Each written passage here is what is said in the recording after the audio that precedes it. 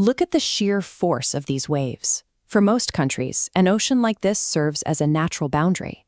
But for the Netherlands, it is a constant physical threat looming right over their heads. This photo shows the construction of Schiphol Airport. It sits at the bottom of a former lake, 4 meters below the ocean's surface. In fact, a full third of the country exists entirely below sea level. If the Dutch stopped their water management efforts today, the sea would violently reclaim the land. Within a matter of days, fields, highways, and entire cities would return to the ocean floor. The Netherlands is a geographic anomaly.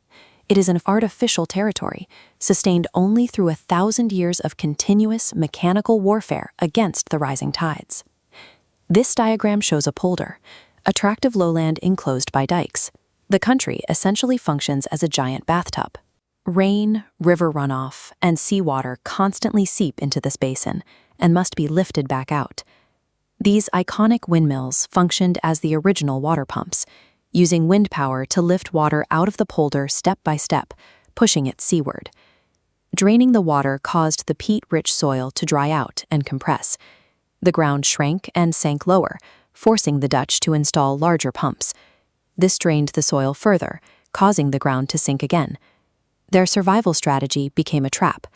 The more effectively they dried the country, the lower it sank, forcing an endless, escalating mechanical battle against gravity. This aerial photograph captures the devastation of February 1, 1953. A massive winter storm collided with a high spring tide. It overwhelmed the aging dikes, tearing the defense grid apart in dozens of places. Looking at this image from the aftermath, you can see the scale of the crisis. Freezing water surged into sleeping villages. It killed over 1,800 people and left thousands more clinging to rooftops in total isolation. While this statue depicts the famous story of a boy plugging a dike with his finger, the actual heroism of 1953 was far more desperate. At the height of the flood, a river captain steered his massive barge directly into a roaring breach. He wedged the hull into the gap, stopping the water from drowning the country's most populated region. Here you can see the ultimate response to that trauma, the Maesland carrying. It is a key part of the massive Delta Works. This autonomous robotic barrier protects the port of Rotterdam using floating steel gates the size of the Eiffel Tower. The disaster of 1953 drove the Dutch to a singular conclusion. They would build the most elaborate, impenetrable network of concrete and steel defenses ever conceived, sealing themselves off from the ocean. The ocean is now rapidly rising. As global temperatures increase, storms pack more water and kinetic energy, battering these static defenses with growing frequency. Engineers have reached a hard limit. You cannot endlessly stack concrete higher and higher to outpace a changing climate. The physical and economic costs of a purely defensive strategy are no longer sustainable. This image captures a drastic new approach. Instead of building higher walls, the government began buying back multi-generational farms, dismantling sections of the dikes, and giving the rivers room to flood safely into designated zones.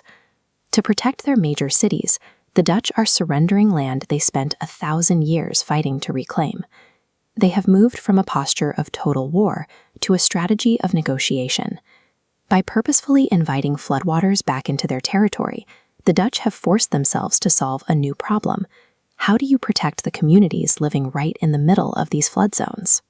These are floating neighborhoods, permanent, multi-story residential buildings integrated directly into the water system. This subsurface mechanism uses steel piles driven through the water and soft mud, anchoring into solid sand. When water rises, the structure slides up the stationary poles like a ring.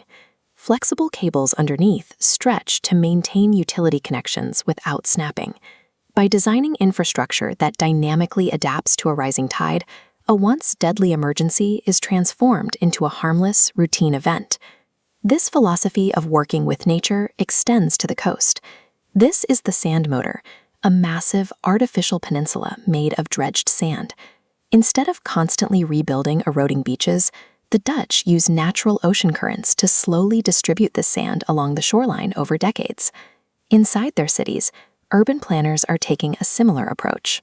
They are designing massive public squares and sunken parks that function as recreational spaces on sunny days, but safely fill up as temporary water catchment basins during heavy downpours. This expertise is now being exported worldwide, from the sinking streets of Jakarta to the vulnerable coastlines of New York and New Orleans. Cities facing the threat of rising oceans are turning to the Dutch to overhaul their flood management. The Netherlands exists on a cycle of constant reinvestment. They model climate scenarios centuries ahead, ensuring they keep pedaling the metaphorical bicycle that keeps their nation afloat. The next century of human survival will not be won with brute force. It will belong to those with the ingenuity to move alongside the water, rather than trying to stand against it.